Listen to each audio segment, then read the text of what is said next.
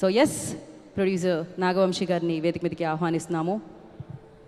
Congratulations Nagavamsi గారు. Thanks అండి. ఫైనల్గా యాక్చువల్లీ నాకు వీళ్ళందరిలాగా అంత ఎమోషనల్గా వీళ్ళందరినీ పొగడటం ఇవన్నీ రావు. ఇప్పుడు పొగిడితే కూడా చాలా ఆర్టిఫిషియల్గా ఉంటుంది. మా పని నెంబర్లు చెప్పడం కాబట్టి నేను దాని మీద ఎక్కువ కాన్సన్ట్రేట్ చేసి చెప్తాను మీకు. శివాజీ గారు చెప్పినట్టు నిన్న మార్నింగ్ 4 o'clock నుంచి మొదలైందండి ఈ యుద్ధం. ఇప్పుడు ఆయన చెప్పినట్టు ఇందాక నందు చెప్పినట్టు డైరెక్ట్ నాని, విఎంఆర్, వెంకట్, మురళి అని నాకు బ్యాచ్ ఉన్నారు. పొద్దున్న 4 నుంచి మొదలైంది ఈ యుద్ధం. ప్రొద్దుటూరులో 2 షోస్ వేసాము 5 o'clockకి, గుంటూరులో ఒక షో వేసాము, అనంతపూర్లో ఒకటి వేసాము, కడపలో ఒకటి వేసాము, వైజాగ్లో 7:30కో 6:30కో స్టార్ట్ చేసాం. అక్కడి నుంచి అరగంటకి ఇదిగో ఈ సీన్ ఇలా, ఆ సీన్ ఇలా, ఈ కలెక్షన్ ఇలా, ఆ కలెక్షన్ ఇలా అని అక్కడి నుంచి మొదలవుతూ ఇప్పుడు కొత్తగా యూట్యూబ్లో సోషల్ మీడియాలో ఒక ట్రెండ్ ఏంటంటే బుక్ మై షోలో పర్ అవర్ ఎన్ని టికెట్లు దిగితే సినిమా అంత బాగుందన్నమాట అని ఒక ఎసంప్షన్కి రావడం, ఒక సినారియో క్రియేట్ చేశారు జనంలోకి. సో ముందు రోజు సాయంత్రం మేము అనుకున్నంత స్పీడ్గా లేదు booking. Actually 9th evening. So 3K 4K per hour ఉండింది. సో ఆ స్ట్రెస్ ఉంటా ఉండింది బాగా, ఏంటి అని kind of. So morning US నుంచి యూఎస్ ఆడియన్స్ కానీ రాయలసీమ ఆడియన్స్ కానీ చాలా బాగా రిపోర్ట్ ఇచ్చారు. యాక్చువల్లీ యూఎస్లో ఇంత మాస్ సినిమా ఫస్ట్ పడుతుంది, ఎలా రియాక్ట్ అవుతారో ఏంటో అనుకున్నాను, కానీ యాక్చువల్లీ నేను ఎక్స్పెక్ట్ చేసిన దానికంటే ఇంకా బెటర్గా రియాక్ట్ అయ్యారు యూఎస్ ఆడియన్స్. దానికి యాక్చువల్లీ వీఆర్ వెరీ గ్రేట్ఫుల్. ఎందుకంటే అక్కడి నుంచి ఫస్ట్ స్టార్ట్ అయింది సినారియో. దాని తర్వాత రాయలసీమలో అయ్యేటప్పటికి మాత్రం హిట్ స్టేటస్ మాకు అర్థమైపోయింది ఫస్ట్.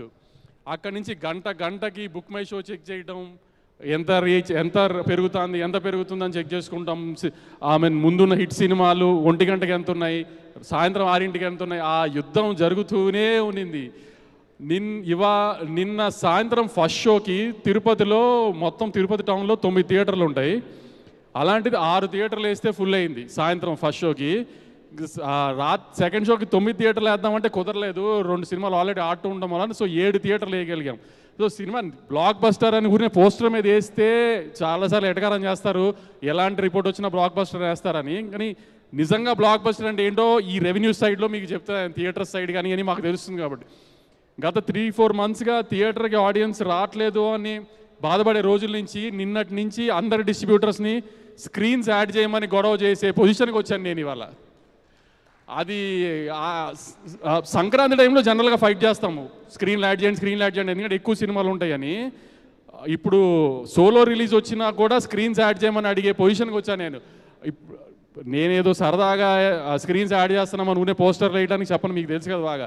అంత గొడవ చేస్తున్నాను నేను స్క్రీన్స్ గురించి, అంత బాగుంది రెస్పాన్స్ నిజంగా రెవెన్యూ సైడ్. కానీ ఇవాళ రాయలసీమలో పొద్దునే సెకండ్ డే తగ్గుతుందేమో సాటర్డే అనుకున్నాము, కానీ మార్నింగ్కే మదనపల్లి లాంటి స్టేషన్స్లో కూడా 4 థియేటర్లు ఫుల్ వచ్చినాయి. గుంటూరు లాంటి స్టేషన్ మామూలుగా మా గుంటూరు డిస్ట్రిబ్యూటర్గా నోరు తెరిచి ఏం మాట్లాడు, ఎప్పుడు 7 మోహన్ తిరుగుతూ ఉంటాడు వాడు నాకు మార్నింగ్ షోస్ అన్ని ఫుల్స్ వచ్చినాయి అని వాడు చెప్పడము. కానీ సో ఇట్లా ఏంటంటే మామూలుగా డిస్ట్రిబ్యూటర్లు అందరూ ఫోన్ చేసి చాలా హ్యాపీగా ఉండి బ్రహ్మాజీ గారు చెప్పినట్టు వాళ్ళకి ఎలా ఆర్టిస్ట్గా బాగా పర్ఫామ్ చేశారని చెప్తారో అలా మాకు డిస్ట్రిబ్యూటర్లు చెప్తారు, ఈ ఫుల్ అయింది, అది ఫుల్ అయింది, ఇక్కడ యాడ్ చేసాం, అక్కడ యాడ్ చేసామని. అట్లా ఫోన్లు చేస్తూనే ఉన్నారు మాకు నిన్నటి నుంచి అంతా. ఆఖరికి నిన్న Nizam gross morning show matinee first show కలిపి ఎంత ఉందో 3 షోలు కలిపిన గ్రాస్ ఒక సెకండ్ షోకి ఉంది. ఆ విషయం నాకు 12:40కి తెలిసింది. 12:40కి ఇంకా నాగార్జున గారికి ఫోన్ చేయలేదని కూడా ఆలోచించుకుంటూ ఆయనకి నేను మెసేజ్ చేశాను, సార్ లేచే ఉన్నారా అని.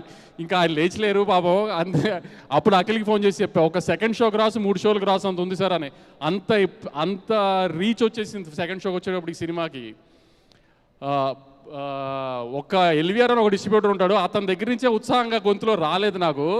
అతనికి RRR ఇచ్చినా బాహుబలి ఇచ్చినా అతని గొంతులోంచి ఏం రాదు కాబట్టి అతను కూడా హ్యాపీగా చెప్తాడు అనుకున్నా. అతను ఒక్కటే చెప్పలేదు నాకు, మిగతా అందరూ చాలా మంచి రెస్పాన్స్ ఇచ్చారు.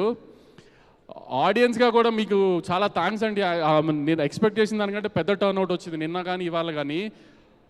ఇందాక శివాజీ గారు చెప్పారు అఖిల్ థ్యాంక్ యూ చెప్పిన విధానం బాగా నచ్చిందని. సార్ దాంట్లో అఖిల్ థ్యాంక్ యూ చెప్పడం కంటే అఖినేని నాగార్జున గారు కంట్లో నీళ్ళు పెట్టుకున్నారు, కొడుకుకి అంత పెద్ద హిట్ వచ్చిందని.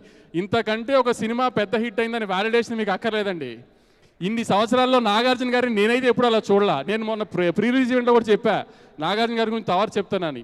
అంటే షూటింగ్ జరుగుతున్నంతసేపు ప్రొడ్యూసర్గా నాగార్జున గారు ఆమె పెద్ద రోల్ ఏమి ఉండదు, సీన్లు అప్పుడప్పుడు అడగడం తప్పితే.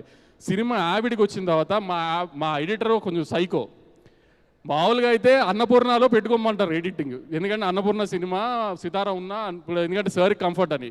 కానీ వీడికి ఏంటంటే వీడి కూర్చునే కుర్చీ, వీడికి టీ ఇచ్చే బాయ్, ఇవన్నీ వీడి కంఫర్ట్ జోన్స్ ఉండాలి. సో వాడు కొంచెం నేను సితారాలోనే ఎడిట్ చేస్తా అన్నాడు. ఆయన స్టేజ్కి ఆయన లేదు వంశీ ఆ అన్నపూర్ణలో పెట్టు అంటే అందరం నోరు మూసుకుని పెట్టాల్సిందే అక్కడ. కానీ రిలీజ్కి 15-20 డేస్ ముందు నుంచి ఆయన ప్రతిరోజు సితారా ఆవిట్లోనే కూర్చునేవారు. ఆయన ఈయన ఒక డౌట్ అడగటం, వాడైనా చెప్పటం, వాడేదైనా డౌట్ అడిగితే ఈయన ఆలోచించుకురావడం, సరే ఒక గంట ఇంటికి వెళ్ళి వస్తానని చెప్పడం. అసలు మీరు నంబర్ ఆ 1 month 15-20 డేస్ నాకంటే ఎక్కువ వెళ్ళారు ఆయన సితారా ఆఫీస్కి. ఆయన ఈ సినిమాకి పడిన కష్టం అలాంటిది. ఒకటే మీకు చెప్తే సింపుల్ మాట, అన్నపూర్ణలో ఎడిట్ పెట్టండి అంటే అయిపోయేది. కానీ ఆయన ఎవరిని డిస్టర్బ్ చేయాలనుకోలేదు, ఎవరి వర్క్ ఫ్లోలో వాళ్ళ స్టైల్లోనే పనిచేయనిచ్చారు. దాని ప్రకారమే తమన్ విషయంలో కూడా తమన్ ఎప్పుడు రమ్మంటే అప్పుడు వెళ్ళి స్కోర్ చెక్ చేశారు, అన్నీ చూశారు. చిన్న చిన్న చేంజెస్ ఉన్నా కానీ తమన్ స్టూడియోకి వెళ్ళే చూస్తారు అన్నీ. ఏదైనా ఎక్కడ ముందు సినిమాలు అన్ని టెక్నీషియన్స్ ఎలా పనిచేశారో అలానే పనిచేయనిచ్చారు. ఈ డిస్ట్రిబ్యూషన్ దగ్గరికి వచ్చేటప్పటికి, థియేటర్స్ రిలీజ్ దగ్గరికి వచ్చేటప్పటికి కూడా ఇది ఎవరికి ఇవ్వాలి, అది ఎవరికి ఇవ్వాలి ఏంటి ఏ డిస్కషన్ లేదు. నేను నా సినిమాలు ఎలా చేసుకుంటున్నానో అలానే చేయనిచ్చారు ఆయన అన్నీ. దేంట్లోనూ ఎక్కడ ఏది అక్కడే మీకు ఎంత పెద్ద మనిషో మీకు తెలుస్తుంది. ఇప్పుడు అలాంటి కొంతమంది మనుషులు అంత పెద్దవాళ్ళు ఎందుకు అవుతారో ఇట్లాంటి విషయాల్లో తెలుస్తుంది. ఎక్కడ ఎవరి డిస్కంఫర్ట్ని ఆయన స్పాయిల్ చేయలేదు అసలు. అంత బాగా ట్రేడ్ రిసీవ్ చేసుకుంటానికి వాళ్ళ సినిమాని ఇంతమంది వెనకాల కష్టపడ్డారు. మురళి ఇప్పుడు కొంచెం నన్ను చెప్పు సినిమాకి నేనే డైరెక్టర్నని. అందరు నాకు ఫోన్ చేశారు, కొంచెం నందుని డైరెక్టర్ అని చెప్పండి సార్. నేను చెప్పడం ఏంటి, అతను చెప్పుకోవాలి కదా అతనే డైరెక్టర్ అని. నేను చెప్పేదే ఉంది. ఇంకా ఇన్స్టాగ్రామ్ ఓపెన్ చేస్తే సార్ అఖిల్ హిట్ కొట్టేశాడు. ఆమె 2-3 రోజులు నిద్ర పట్టదు, ఎలాగో రిలీజ్ 2 రోజులు నిద్ర పట్టదు. నిన్నేమో కొంచెం కలెక్షన్ వింటుంటే నిద్ర పట్టదు. అసలు ఇన్స్టాగ్రామ్ ఊనేకి వెళ్ళకుండా కూర్చుంటే అసలు ప్రతి రీలు అదే వస్తుంది, ప్రతి రీలు. సార్ నిజంగా జెన్యున్గా ఆడియన్స్ ఎక్కువ కోరుకున్నారు సార్ ఈ సినిమా ఆడాలని. ఆమె అది లేకపోతే మనం కొంచెం పిఆర్ చేయించుతాము, రీల్స్ చేయించుతాం, అన్నీ చేయించుతాం, కానీ ఆ స్థాయిలో మనం చేయించలేము. వాళ్ళు చేసే మీమ్స్ కొన్ని మనం చేయించలేమండి. అసలు ఎన్ని రీల్స్ చూసానంటే నిన్నటి నుంచి ఇవాళ దాకా అఖిల్ హిట్ కొట్టేశాడు అన్నది అంత జెన్యున్గా ఎవ్రీబడి వాంటెడ్ ఇట్. మీరు అన్నట్టు ఇంకా చాలా ఈవెంట్స్ ఉంటాయి, ఎందుకంటే ఎంతో ఎక్కువ రెవెన్యూ చేయాలని కోరుకుంటున్నాము. సో మళ్ళీ క్లియర్గా ఇంకా బెటర్ నెంబర్స్తో చెప్తాను మీకు. ఫర్ ఎగ్జాంపుల్ ఇందాక నిన్న ఆఫ్టర్నూన్ ఈ టైంకి 8.99K per hour ఉన్నది, ఇవాళ ఆల్మోస్ట్ 16-17K per hour వెళ్ళిపోయింది.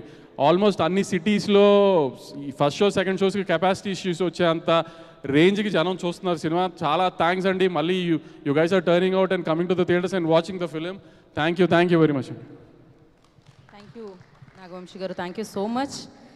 అండ్ ఎస్, నాగవంశీ గారి ప్రేమ కూడా కొట్టినట్టే ఉంటుంది. అదే